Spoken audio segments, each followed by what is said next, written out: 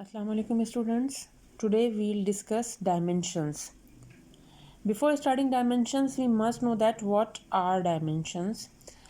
In System International, there are 7 base quantities. Physical quantities in System International has been divided into two categories: base quantities and derived quantities. There are 7 base quantities, namely length, mass, time, temperature, electric current, amount of substance, and intensity of light.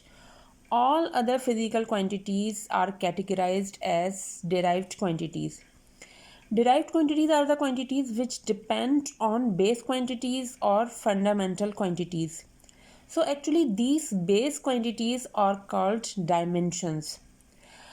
We'll remember one point that all the starting physics is always mechanics, and all quantities of the mechanics which belong to the mechanics, they depend on 3 dimensions. Now what is mechanics? All the study of motion and the factors which are related to motion, this study is called mechanics. So in the start of physics of every class, we study mechanics, and all the physical quantities which we study in mechanics depend on these 3 dimensions: length, mass, and time.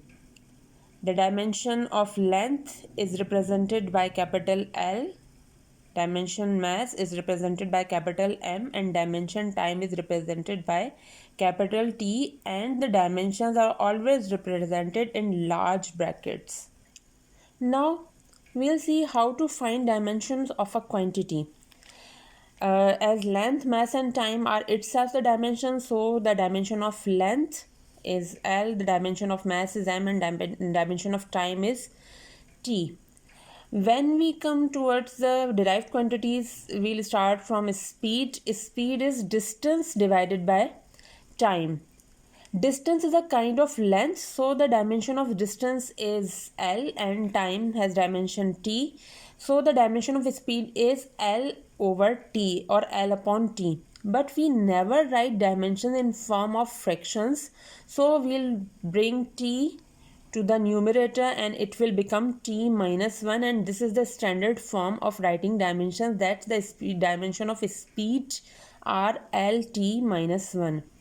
The dimension of velocity is displacement over time or displacement upon time. Displacement is a type of length, so the dimension of displacement is L, and the dimension of time is T. It is again LT minus 1.